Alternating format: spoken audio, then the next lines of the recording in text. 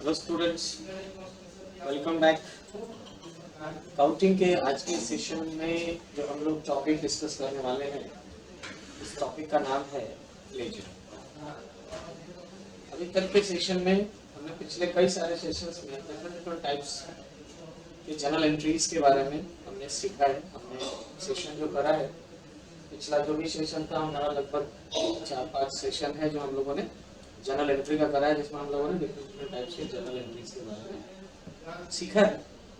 After journal entry हमारा जो accounting का जो दूसरा स्टेप होता है, जब हम अकाउंटिंग प्रोसेस फॉलो करते हैं और किसी बिजनेस के लिए सिस्टमैटिक अकाउंटिंग का वर्क करते हैं, तो उसमें सबसे पहले प्रोसेस में यानी कि सबसे पहला जो अकाउंटिंग का जो अकाउंट्स बुक रिकॉर्ड किया जाता है उसे जर्नल कहते हैं।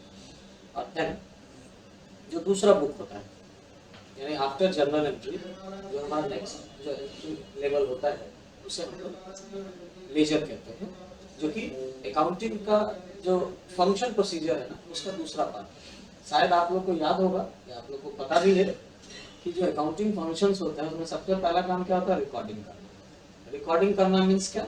डे टू डे ट्रांजेक्शंस को रिकॉर्ड करना, जिसके लिए हम लोग जर्नल एंट्री करते हैं, जर्नल बुक तैयार करते हैं। आफ्टर रिकॉर्डिंग अकाउंटिंग का दूसरा फंक्शन है क्लासिफिकेशन का। क्लासिफिकेशन मीन्स एक तरह के, एक नेचर के जितने सारे ट्रांजेक्शंस हैं जो इधर उधर मिक्सअप हो चुके हैं, उन सबको सेपरेट इकट्ठा करना और एक जगह पे उसे एंट्री ले लेना। जिससे क्या होगा कि आगे के जो भी प्रोसेस होंगे, जैसे हमें आगे के प्रोसेस में जैसे हमें अगर पर्टिकुलर किसी अकाउंट से रिलेटेड ट्रांजैक्शंस वगैरह हमें समराइज करना हो, समरी रिपोर्ट जानना हो, तो हम इजीली जान सकते हैं। तो उस क्लासिफिकेशन प्रोसेस का ही हिस्सा होता है ये लेजर। यानी हम लेजर के थ्रू भी अपने डिफरेंट जो अलग अलग जगहों पे सेम नेचर के एक ही तरह के ट्रांजैक्शन जो रिकॉर्ड हो गए हैं उनको इकट्ठा करना, ये लेजर बुक में हम लोग करते हैं। सिंपल कहें तो, अब अगर हम अकाउंटिंग टर्म में कहें तो लेजर के बारे में मैंने यहाँ पे डिफाइन किया कि ledger is a secondary book. अभी अभी मैंने बोला कि जो प्राइमरी बुक होता है वो जर्नल होता है, हाँ, जिसको रफ बुक भी कहते हैं, और जो सेकेंडरी बुक है ये है लेजर। हाँ, ledger is a secondary book of bookkeeping in which all the transactions of one nature, sorry यहाँ ऑन वन नेचर हमने लिखा, sorry by mistake, of one nature, all the transaction of one nature recorded. मतलब ये secondary book होता है जिसमें एक nature के, एक ही जैसे सिमिलर टाइप के जो ट्रांजेक्शन, सिमिलर टाइप नहीं बोलेंगे, सिमिलर नेचर के, लाइक नेचर सिमिलर कहने का मतलब जैसे हमने सेल्स की एंट्री की है। अब सेल्स की एंट्री मैंने एक महीने में 25 बार करी सपोज, जो कि अलग अलग डिफरेंट डेट्स में किया हुआ, तो अब उन सारे सेल्स की एंट्री को एक जगह इकट्ठा करना, ये हो गया सेम नेचर, वन नेचर। फिर परचेज का है तो परचेज का एक जगह करना। हाँ, हमने अगर कोई पर्टिकुलर एक्सपेंस किया है, अब एक्सपेंस में भी पर्टिकुलर एक्सपेंस होगा, जैसे हमने वेजेस पेड किया है, कैरेज पेड किया है, सैलरी पेड किया है, हाँ, कमीशन रिसीव किया है, तो डिफरेंट टाइप के, ये इनकम हो गया, कमीशन रिसीव, तो ये अलग अलग नेचर के से रिलेटेड एक ही तरह के जितने सारे ट्रांजेक्शन जो अलग अलग हुए होंगे उन सबको एक जगह कंसोलिडेट करना, एक जगह कलेक्ट करना, क्लासिफाई करके रिकॉर्ड करना ही क्या कहलाता है? वो लेजर बुक कहलाता है। It is also known as books of final entry और principal book of accounts. Ledger को ना हम लोग प्रिंसिपल बुक ऑफ अकाउंट्स भी कहते हैं और एक तरह से फाइनल एंट्री भी कहते हैं। मतलब इसके बाद ही सारा हमारा काम पूरा हो जाता है। मतलब इस एंट्री के बाद हम ट्रायल बैलेंस प्रिपेयर कर सकते हैं, अपना प्रॉफिट लॉस जान सकते हैं, अपना बैलेंस शीट प्रिपेयर कर सकते हैं। इसलिए इसको प्रिंसिपल बुक और फाइनल एंट्री भी कहा जाता है।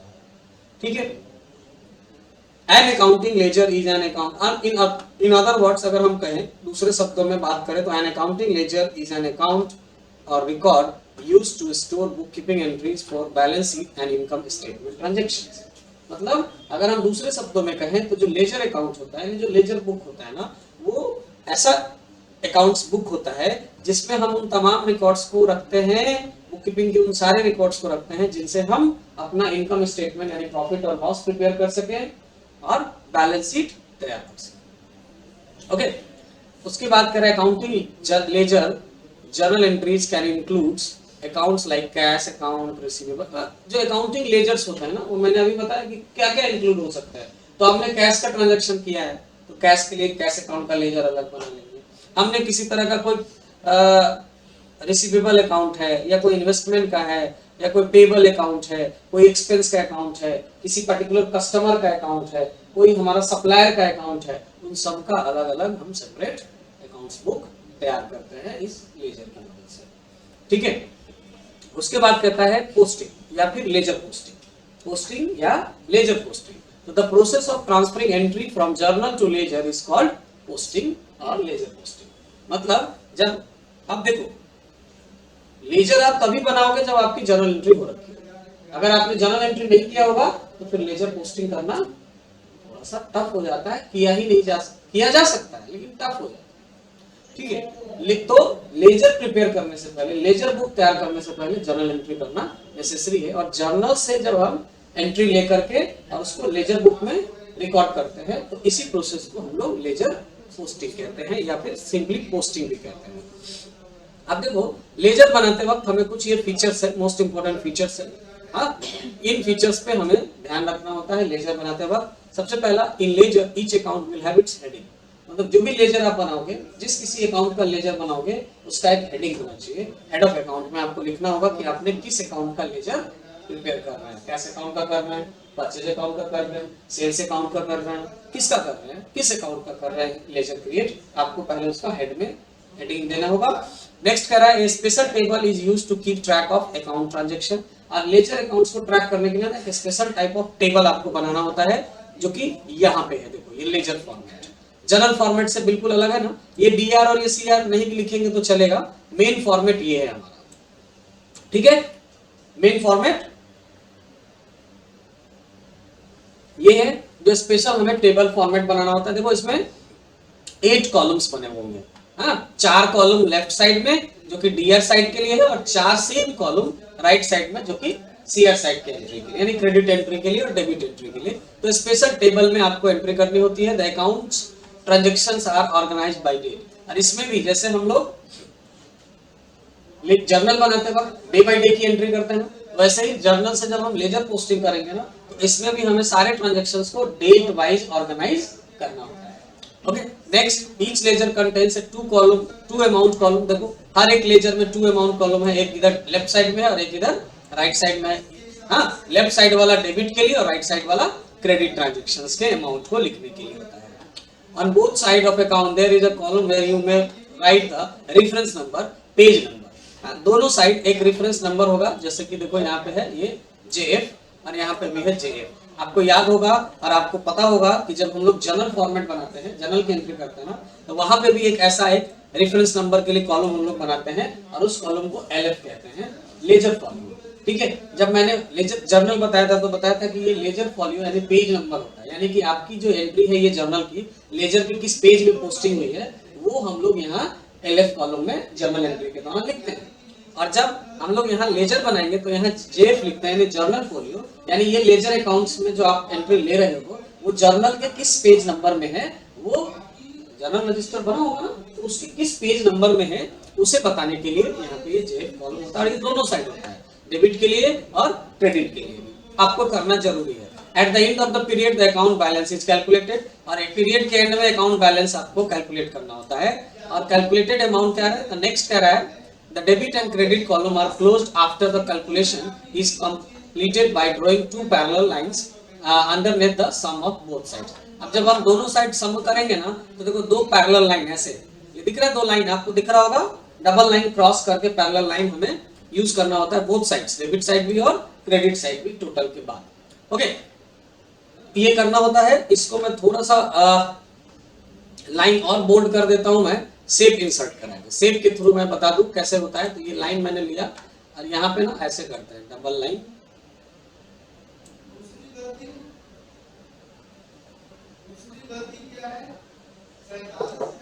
अब मैं इसे थोड़ा सा फॉर्मेटेड कर दूं आप लोगों के सामने ऐसे।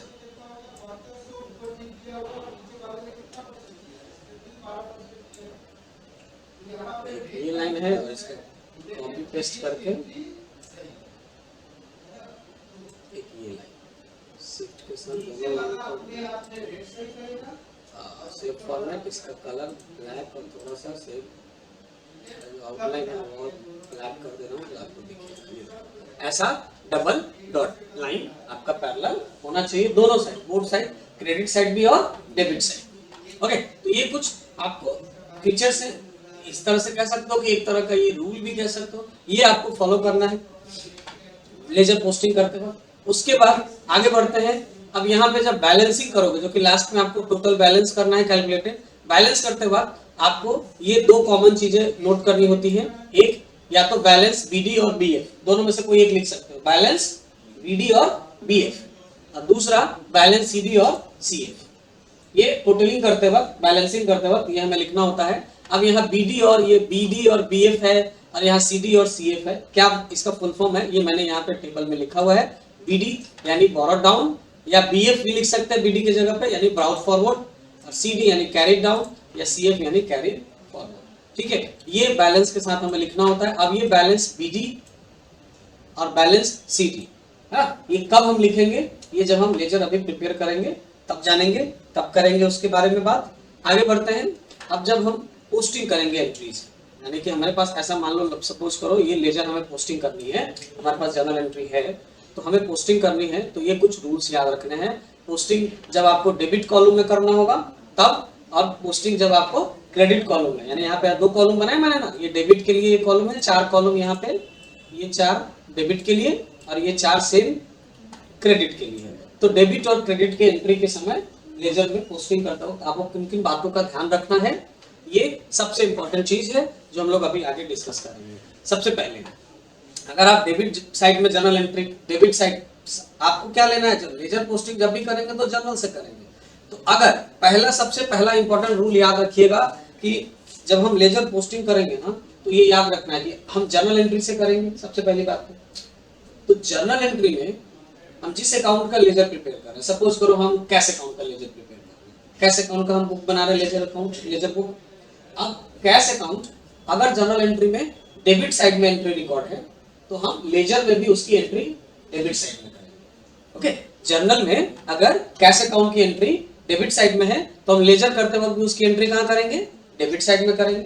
अगर कैश अकाउंट की एंट्री जर्नल में क्रेडिट साइड में है, तो हम उसकी एंट्री लेजर बनाते वक्त भी कहां करेंगे, क्रेडिट साइड में करेंगे। ओके, तो ये चीज आपको हमेशा ध्यान रखना है, जर्नल में जिस साइड एंट्री होगी जिस अकाउंट की, हम लेजर में भी उसकी एंट्री उसी साइड करेंगे। ओके, तो सपोज करो कि आपका जर्नल में डेबिट साइड है, तो एंट्री लेजर में भी डेबिट साइड होगा, और जर्नल अगर क्रेडिट साइड में एंट्री है किसी अकाउंट का, तो उसका लेजर में भी क्रेडिट साइड में एंट्री होगी। नेक्स्ट, सबसे पहला यहाँ पे जो कह रहा है कि identify in the ledger the account to be debited, वही चीज है, identify in the ledger the account to be credited. मतलब आपको पहले आइडेंटिफाई करना है कि आप जो लेजर बना रहे हो जिस अकाउंट का, वो डेबिट में है कि वो क्रेडिट में। अगर डेबिट में है तो लेजर पोस्टिंग भी उसकी डेबिट में होगी, अगर वो जर्नल एंट्री क्रेडिट में है तो उसकी लेजर पोस्टिंग भी क्रेडिट में होगी। नेक्स्ट, उसके बाद enter the date of transaction in the date column on the debit side of the account. अगर डेबिट में लेजर में एंट्री करना है डेबिट साइड में, तो आपको सबसे पहले जो डेट कॉलम में डेट डालना होगा, वो डेबिट वाले डेट में ही डेट डालना होगा, उसको क्रेडिट में नहीं डाल सकते आप। ठीक है, अगर एंट्री क्रेडिट साइड में है जर्नल की, तो डेट भी आपको कौन से कॉलम में लेंगे, क्रेडिट साइड वाले कॉलम में लेंगे, यानी इधर क्रेडिट साइड वाले कॉलम में लेंगे। नेक्स्ट, अगर आगे करें, write the name of the account which has been credited in the respective entry in the particular column on the debit side of the account as to name of account. मतलब अब ध्यान से देखिए, अगर journal में debit side में जो भी एंट्री, जो इस अकाउंट का लेजर बना रहे हो ना, अगर वो डेबिट साइड में है तो हमने डेबिट में तो लिखना है, लेकिन ये लाइन सबसे इंपॉर्टेंट है, write the name of the account which has been credited in the respective entry. मतलब आपको अकाउंट का नाम जो यहाँ लिखना होगा लेजर में डेबिट साइड में, वो आपको उस अकाउंट को लिखना होगा जो उस एंट्री के क्रेडिट साइड में है। जैसे कैश की एंट्री हम लोग ले रहे हैं लेजर अकाउंट, अब कैश डेबिट में है और क्रेडिट में कमीशन है, तो आपको कैश की लेजर बनाते वक्त जो हम एंट्री लेंगे डेबिट साइड में, वो कैश नहीं लिखेंगे, वो जो क्रेडिट साइड में जो एंट्री लिखा होगा, जो अकाउंट होगा लाइक कमीशन, तो हम यहाँ उस क्रेडिट वाले अकाउंट की एंट्री लेंगे, कहाँ, डेबिट साइड में, और उस अकाउंट के नेम से पहले हम लोग क्या यूज करेंगे, टू यूज करेंगे, यानी कि अगर कमीशन लिखना, टू कमीशन।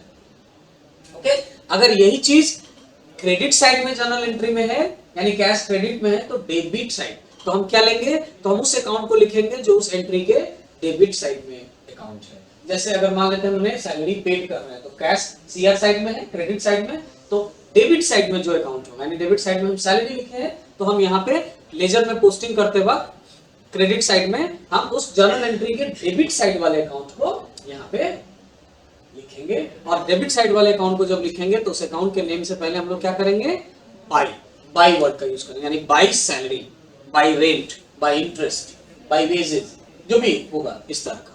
नेक्स्ट आगे करें, record the page number of journal where the entry exist in the JF column. अब जेफ कॉलम में अगर डेबिट साइड में लिख रहे हैं तो डेबिट वाले जेफ कॉलम में पेज नंबर लिखिए, जहां पे जिस पेज नंबर से ये जर्नल आप एंट्री पोस्ट कर रहे हैं लेजर में। अगर क्रेडिट साइड में है तो क्रेडिट साइड के जेफ कॉलम में लिखिए आप पेज नंबर, किस पेज नंबर में ये जर्नल एंट्री किया हुआ है जर्नल रजिस्टर के अंदर। नेक्स्ट उसके आगे है, enter the relevant amount in the amount column on debit side. अब आपको जो एंट्री करना है, डेबिट साइड करेंगे तो डेबिट अमाउंट और क्रेडिट साइड करेंगे तो क्रेडिट अमाउंट में एंट्री लेना है। ठीक है, तो अमाउंट एंट्री लेते वक्त हमें डेबिट साइड की एंट्री के लिए डेबिट अमाउंट कॉलम में और क्रेडिट साइड की एंट्री के लिए क्रेडिट अमाउंट कॉलम में हम अमाउंट लेंगे। अमाउंट लिखते वक्त भी ध्यान देंगे, हमने अकाउंट का नाम तो जरूर डेबिट क्रेडिट चेंज कर देना है, लेकिन अमाउंट हमेशा हम उसी अकाउंट का लेंगे जिसको हमने यहाँ हेड ऑफ अकाउंट में दे रखा है। जैसे कैश का, तो हम कैश अकाउंट का ही अमाउंट लेंगे। जब भी अमाउंट लेंगे तो हम जो अकाउंट लिख रहे होंगे, जनरली डेबिट में क्रेडिट का लिख रहे हैं, क्रेडिट में डेबिट अकाउंट लिख रहे हैं, तो हम अकाउंट कौन सा लिख रहे हैं उसकी अमाउंट की एंट्री नहीं करना। हमने यहाँ लेजर किस अकाउंट का बना रहे हैं, हेड ऑफ अकाउंट में किसका नाम है उसका अमाउंट ही हम लेजर के डेबिट साइड या क्रेडिट साइड वाले अमाउंट कॉलम में हम लोग पोस्ट करेंगे। ठीक है, तो ऐसे आप लोग को ये रूल समझ में आ नहीं रहा होगा जनरली, थ्योरेटिकली। हम प्रैक्टिकली करके देखते हैं इसको। इसके लिए मुझे एक जर्नल चाहिए, तो मैंने ना एक यहाँ पे जर्नल क्वेश्चंस बना रखा है जिसकी जर्नल एंट्री करनी होगी। जैसे यहाँ मेरे पास क्वेश्चन है, mister Robert commence business on 1 January 2021 with a capital of rupees 1 lakh in cash. On the same date, he opened the bank account in HDFC Bank and deposited rupees 20,000. During the month of January 2021, the following transactions took place. अब देखो ये पूरे जनवरी में ये दो transaction होने के बाद और भी बहुत सारे ट्रांजेक्शंस हुए हैं, तो पहले इनकी जर्नल पोस्टिंग करनी है हमें, सॉरी जर्नलाइजिंग करनी है। जर्नल एंट्री को हम लोग जर्नलाइजिंग बोलते हैं। तो पहले इनकी जर्नलाइजिंग करनी है और देन उसके बाद इनका लेजर पोस्टिंग करना है। तो पहला जो मिस्टर रॉबर्ट कमेंस कर रहे हैं बिजनेस, जिसमें 1 लाख रुपए कैश कैपिटल इन्वेस्ट कर रहे हैं 1 जनवरी को, तो उसकी एंट्री आप लोग क्या करोगे, तो 1 जनवरी 2021 को इसकी एंट्री लेंगे ना। क्या लेंगे, cash account DR to capital account.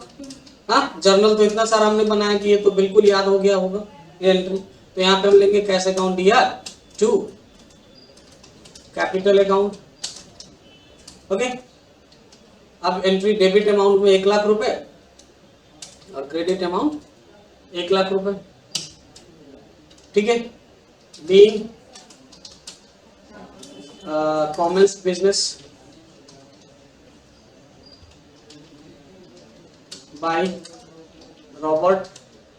ठीक है, ये हो गया पहला एंट्री। फिर सेम डे, एक ही तारीख को एक बैंक अकाउंट ओपन किया जा रहा है रॉबर्ट के द्वारा एचडीएफसी बैंक में और 20,000 रुपए डिपॉजिट किए जा रहे हैं। तो इसकी सिंपल एंट्री बैंक डिपॉजिट की होगी। तो बैंक डिपॉजिट जब भी हम करेंगे तो बैंक पर्सनल अकाउंट होता है और डिपॉजिट करने पे पैसा बैंक रिसीव करता है, तो रिसीवर डेबिट यानी बैंक अकाउंट डेबिट हो जाएगा यहाँ पे। तो HDFC bank account DR, bank account DR to cash deposit कर रहे हैं, cash account 20,000 debit 20,000 credit. Entry हो जाएगी इसकी being open bank account by depositing cash. Okay, next entry अब आगे जो फॉलोइंग ट्रांजैक्शंस हुए हैं इनकी एंट्री कर लेंगे। हाँ, ये पूरा प्रोसेस आपको मैं बता रहा हूँ कि जर्नल से लेजर तक कैसे पहुंचना है, कैसे बनाना है। तो पहले जर्नल एंट्री आपको सही होना जरूरी है। नेक्स्ट है एंट्री 1 जनवरी को बाउट गुड्स फॉर कैश ₹70,000, यानी 1 ही जनवरी को फिर से जो है वो क्या किया जा रहा है, बाउट किया जा रहा है, परचेज किया जा रहा है गुड्स। तो purchase account D R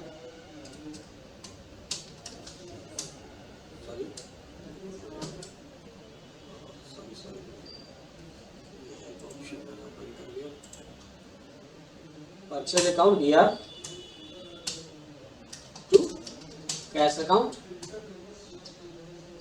70,000 debit amount, 70,000 credit amount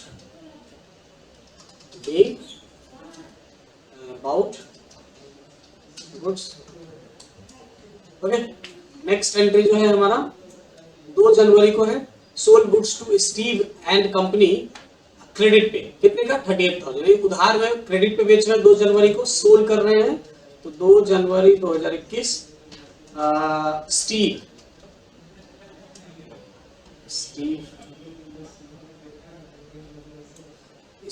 Steve and company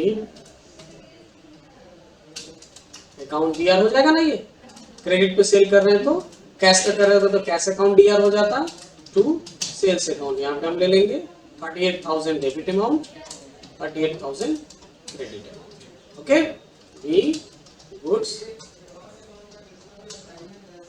sold to Steve and company. Okay, next अगला जो क्वेश्चन है हमारा 15 जनवरी का, फिर 15 जनवरी को हम लोग सोल्ड कर रहे हैं गुड्स 9,000 का, सोल्ड गुड्स फॉर कैश, नगद सेल कर रहे हैं, सेम एंट्री है 15 जनवरी को. हम लोग जो है यहाँ पे अब बस स्टीव की जगह पे क्या ले लेंगे, कैश अकाउंट, क्योंकि हमने कैश सेल कर रहे हैं, cash account DR to sales account, कितना 9,000 debit, 9,000 credit, be goods sold for cash. Okay, next entry जो हम लोग देखेंगे अगला 15 के बाद 21 तारीख को Steve and company paid by cheque ₹35,000. अब स्टीव ऑफ कंपनी जो है ना वो 35,000 रुपए चेक से पेमेंट कर रही है, 3,000 रुपए, 38,000 का बिल है लेकिन 35,000, 3,000 रुपए हो सकता है उधार रखा होगा, क्योंकि यहाँ पे ये मेंशन नहीं है कि फुल सेटलमेंट हो रहा है, तो इसलिए हम उसको डिस्काउंट में एंट्री नहीं ले सकते. अगर ये फुल सेटलमेंट लिखा होता तो हम 3,000 को ना डिस्काउंट में ले लेते, लेकिन यहाँ ऐसा कुछ नहीं है, तो इसे हम लोग क्या करेंगे, सीधा एंट्री ले लेंगे रिसिप्ट की एंट्री, कि हम स्टीव एंड कंपनी से चेक रिसीव कर रहे हैं. तो चेक रिसीव कर रहे हैं, इसका मतलब कैश नहीं मिल रहा है मुझे, चेक मिल रहा है बैंक, तो हम यहाँ 2022 ले लेंगे, 21 यहाँ ले लेंगे हम लोग बैंक अकाउंट डीआर, क्योंकि चेक रिसीव हो रहा है तो बैंक अकाउंट टू, किससे कर रहे हैं, स्टीव एंड कंपनी. ओके, कितने का 35,000 debit, 35,000 credit, being check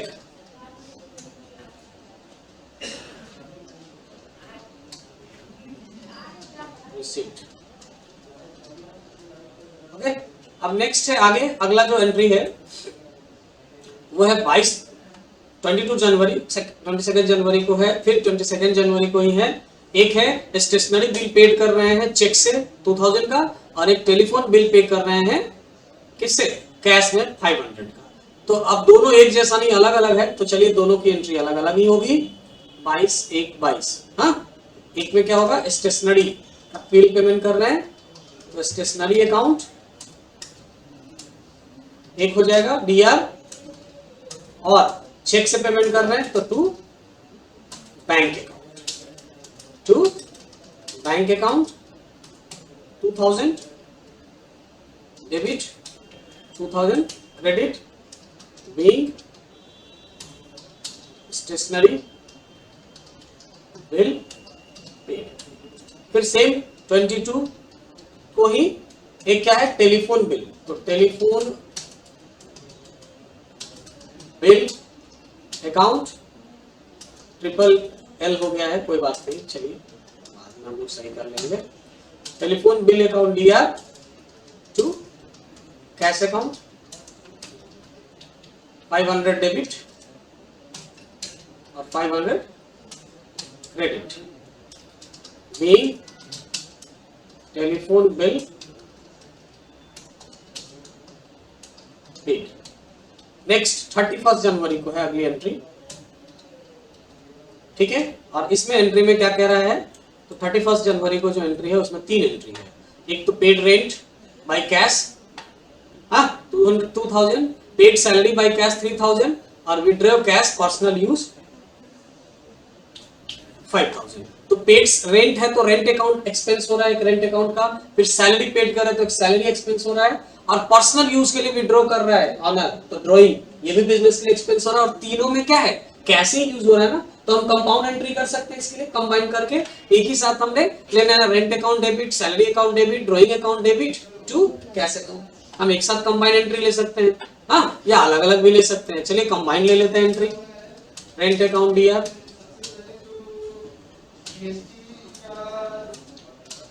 salary account दिया,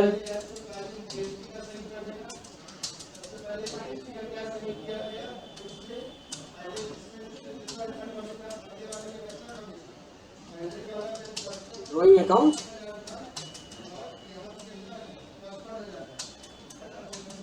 दिया, एक ही साथ कंपाउंड ले लिया, और तीनों में हम लोग कैश ही देना है तो to cash.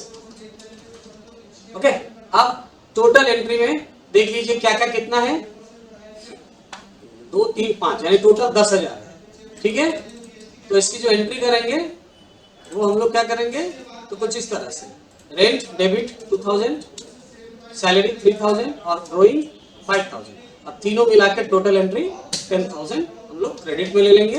Mean rent, salary, paid, rent and salary paid and withdrawing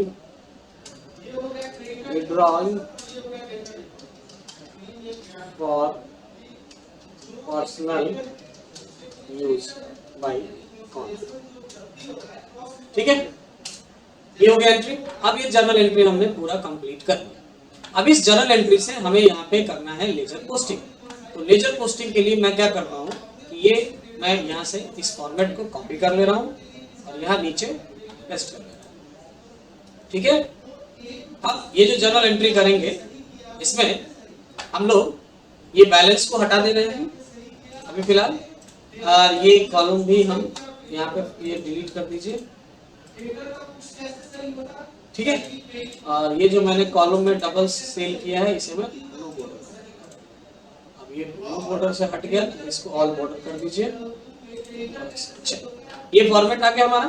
अब लेजर प्रिपेयर करने से पहले ये हेड ऑफ अकाउंट सबसे पहला, तो मैं सपोज करो इस जर्नल एंट्री में ना कैश कई बार कैश की एंट्री ली है, तो मैं कैश का लेजर बनाना शुरू करता हूँ। सबसे पहले कैश अकाउंट, तो हम लेजर अकाउंट्स के यहाँ हेड ऑफ अकाउंट में हम लोग क्या मेंशन करेंगे, कैश अकाउंट। ये हेड ऑफ अकाउंट हो गया कि हम कैश अकाउंट की एंट्री करने वाले हैं।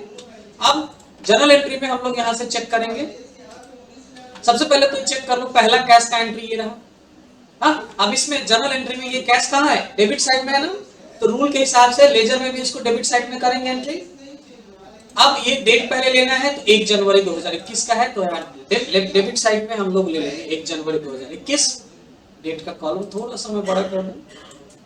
ठीक है, अब यहाँ पे पर्टिकुलर कॉलम में मुझे लेना है अकाउंट्स का नाम, तो हमें डेबिट में तो एंट्री करनी है, लेकिन इसके डेबिट अकाउंट का नहीं, इसको किसको लेना होगा, क्रेडिट अकाउंट, क्योंकि यहाँ रूल कह रहा था ना क्या, write the name of the account which have been credited. तो हम जिसका लेजर बना रहे ना उसके क्रेडिट साइड में कौन सा अकाउंट है, कैपिटल, तो हम यहाँ पे एंट्री किसका लेंगे, कैपिटल का, और नाम लिखने से पहले क्या लेंगे, लिखेंगे टू, तो यहाँ पे हमें लेना है टू कैपिटल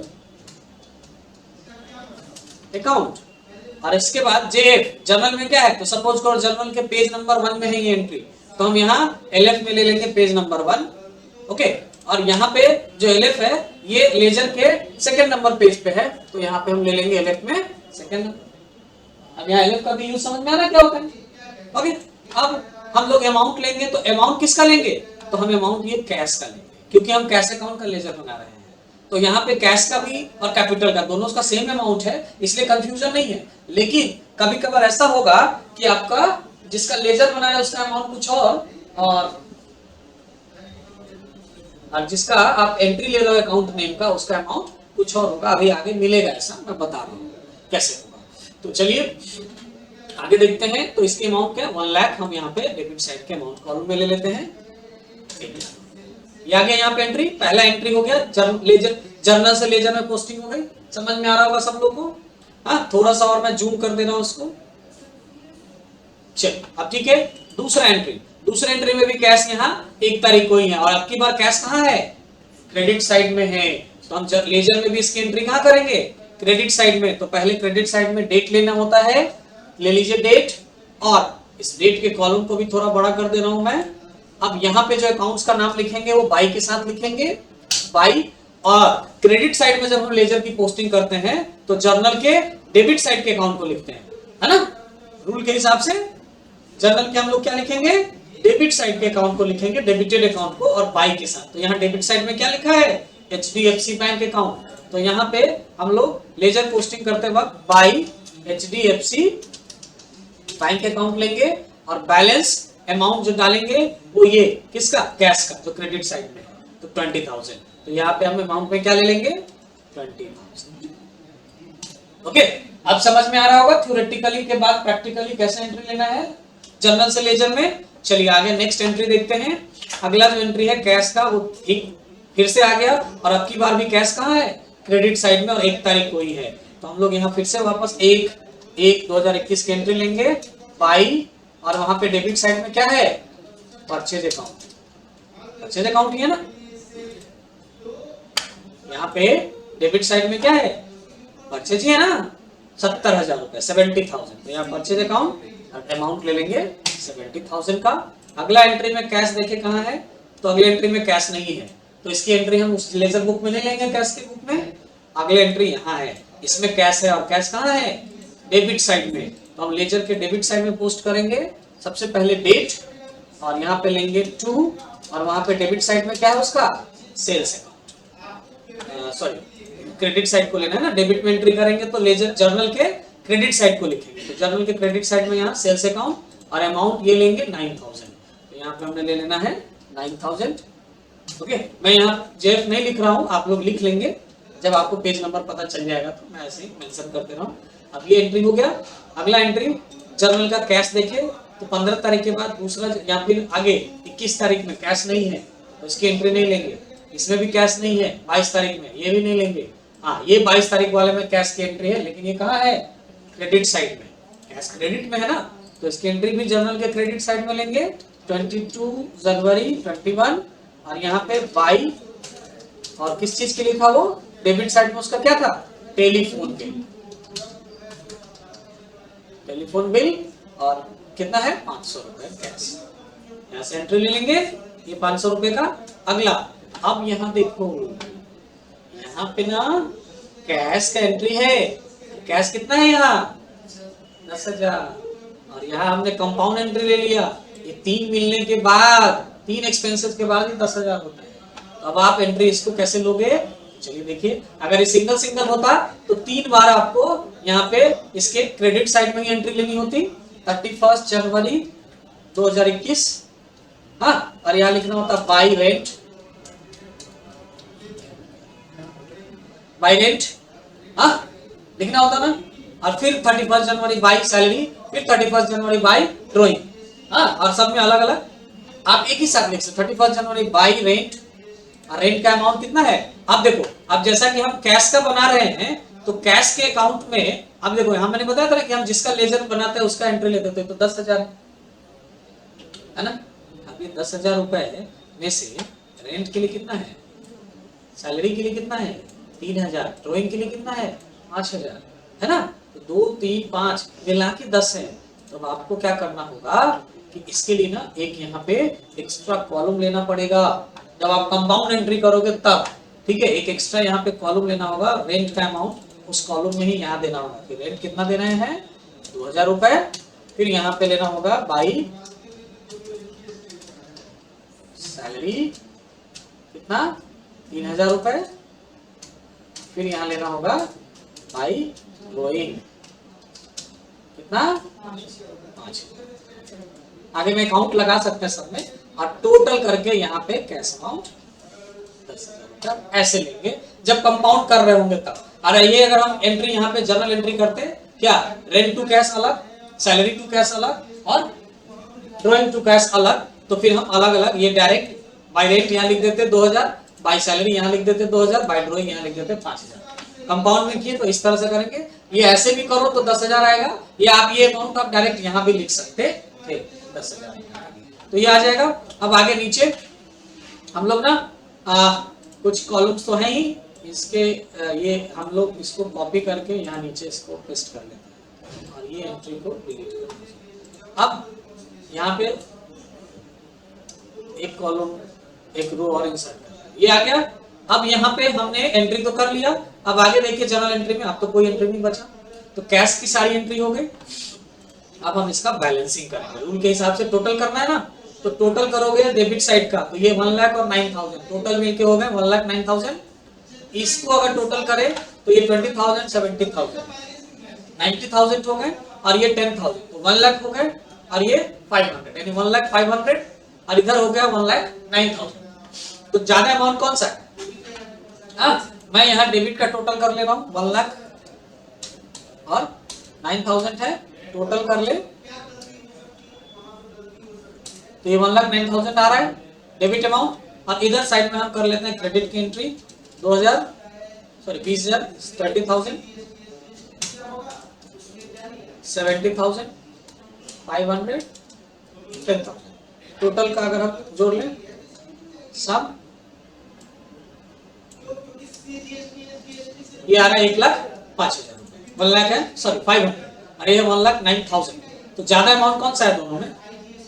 तो रूल है अकाउंटिंग करते हुए जब हम टोटल करेंगे ना, तो टोटल हम लोग जब लिखेंगे, सपोज यहाँ पे हमने टोटल लिखना है, तो जो अमाउंट सबसे मैक्सिमम आएगा दोनों साइड में से वही हम दोनों साइड के टोटल में लिखेंगे। तो हम यहाँ दोनों साइड के टोटल में क्या लिख देंगे? 1,09,000, दोनों साइड में सेम अमाउंट जो यहाँ होगा दोनों साइड वही लिखेंगे, लेकिन कौन सा अमाउंट जो मैक्सिमम होगा, पहले दोनों का टोटल अलग अलग कर लेना है, क्रेडिट का अलग डेबिट का अलग, और दोनों में जो सबसे मैक्सिमम अमाउंट होगा टोटल कॉलम में हम वही अमाउंट लेंगे दोनों साइड। और अब रूल के हिसाब से इसमें डबल अंडरलाइन पैरेलल करेंगे ना, तो इसको मैं यहाँ से ले लेता हूँ डबल वाला अंडरलाइन बॉटम, यहाँ पे भी डबल वाला अंडरलाइन बॉटम, ये डबल अंडरलाइन आ गया। अब अगला रूल टोटलिंग करना है, ये जो बैलेंस बीडी सीडी करना है ना, बैलेंस बीडी बैलेंस सीडी, तो अब याद रखिए बैलेंस बीडी हम लोग उधर उस साइड लिखते हैं जिस साइड टोटल अमाउंट सबसे ज्यादा होता है, यानी मैक्सिमम ऑफ टोटल अमाउंट जिस साइड होगा उधर लिखेंगे बैलेंस बीडी, और जिधर टोटल अमाउंट जो है वो कम होता है मिनिमम होता है उधर हम लिखते हैं बैलेंस सीडी।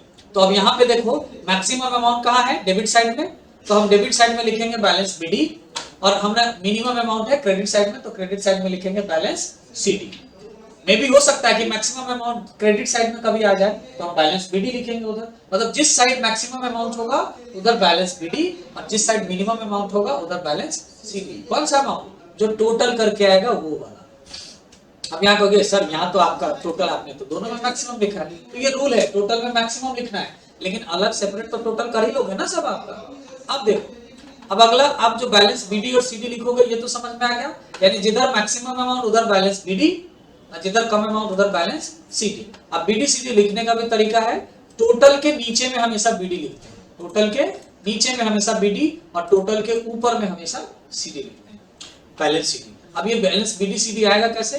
तो हम ये जो मैक्सिमम और मिनिमम अमाउंट है ना, इन दोनों का डिफरेंस निकालेंगे, यानी इन दोनों को सब्ट्रैक्ट करेंगे।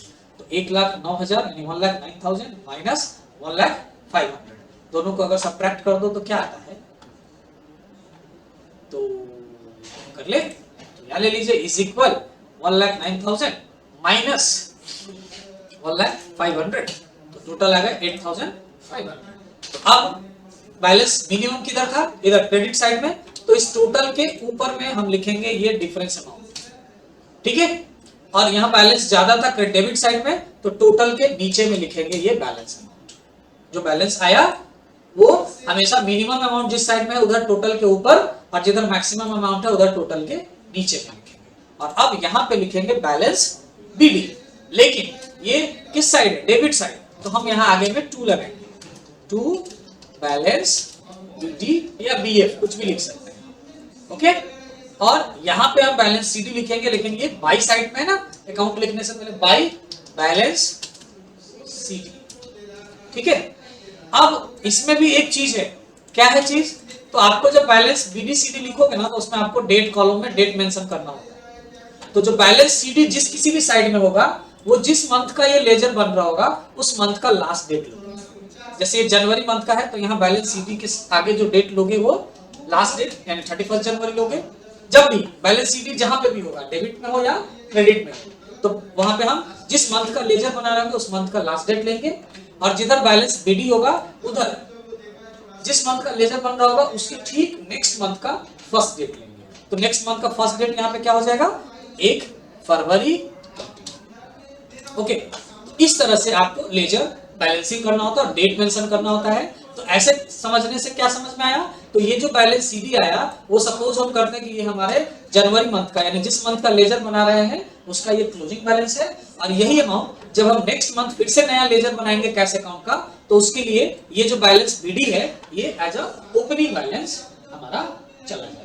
ठीक है, तो ये बैलेंस सीडी यानी क्लोजिंग, बैलेंस बीडी यानी ओपनिंग बैलेंस हम मानते हैं। इसीलिए इसके लिए हम जिस मंथ का लेजर बनाते हैं उसमें लास्ट डेट लेते हैं और बीडी के लिए ठीक नेक्स्ट मंथ का फर्स्ट डेट लेते हैं। तो यही हो गया, ये बोरोड डाउन यानी ब्राउट डाउन यानी बीडी, बीएफ ब्राउट फॉरवर्ड यानी हम आगे ले जा रहे हैं। हाँ, ओपनिंग के लिए सीडी कैरी फॉरवर्ड मतलब आगे भेजो कैरी करके। तो ये क्लोजिंग बैलेंस और ये ओपनिंग बैलेंस। इस तरह से हमने ये जो बनाया लेजर कैश अकाउंट का, वैसे ही सेम आप इस जर्नल एंट्री से अब आगे सेम टाइप का उठाएंगे लेजर अकाउंट्स, जैसे कैपिटल अकाउंट उसका एक अलग लेजर बनाएंगे, फिर यहाँ पे बैंक अकाउंट का एक लेजर अलग बनाएंगे। इसमें जहां जहां बैंक यूज हुआ होगा, जैसे हमने एचडीएफसी बैंक लिखा ना, अब जहां जहां बैंक यूज हुआ है सब वही बैंक होगा, एचडीएफसी बैंक ही है हमारा, है ना, जहां जहां बैंक हमने यूज किया है। तो ये बैंक अकाउंट का एक अलग लेजर बनेगा, फिर उसके बाद सेल्स अकाउंट के लिए अलग बनेगा, फिर ये परचेज अकाउंट के लिए अलग बनेगा। ओके, उसी तरह से फिर स्टेशनरी के लिए अलग, टेलीफोन बिल के लिए अलग। यहाँ पे एक एक एंट्री है, सपोज हो सकता है आपके पास ढेरों सारी एंट्रीज होंगी, तो सारे एंट्रीज को एक जगह हमें तो लेना पड़ेगा ना। अब चाहे एक एंट्री हो एक मंथ में, चाहे उसके लिए सेम नेचर के 50 एंट्रीज हो, वो हमको लेजर हर एक एंट्री के लिए अलग अलग सेपरेट बनाना होगा। ठीक है, तो आप लोगों को मैं ग्रुप में ये क्वेश्चन शेयर कर दूंगा, ये वाला। ठीक है, इस क्वेश्चन से आपको पहले तो ये जर्नल एंट्री कर लेनी है, और देन उसके बाद जितने सारे इसके लेजर हो सकते हैं इसी तरह से सारे लेजर्स अलग अलग अकाउंट्स के आपको बना के लाने हैं। फिर हम लोग नेक्स्ट सेशन में उन सारे लेजर्स को मैं बना के बताऊंगा और आप लोग के क्वेश्चंस को मैच कराऊंगा, आंसर्स कैसे आपने सही बनाया है या नहीं बनाया। ओके, देन मिलते हैं हम लोग नेक्स्ट सेशन में, तब तक आप लोग इसका प्रैक्टिस कीजिए। Okay, thank you.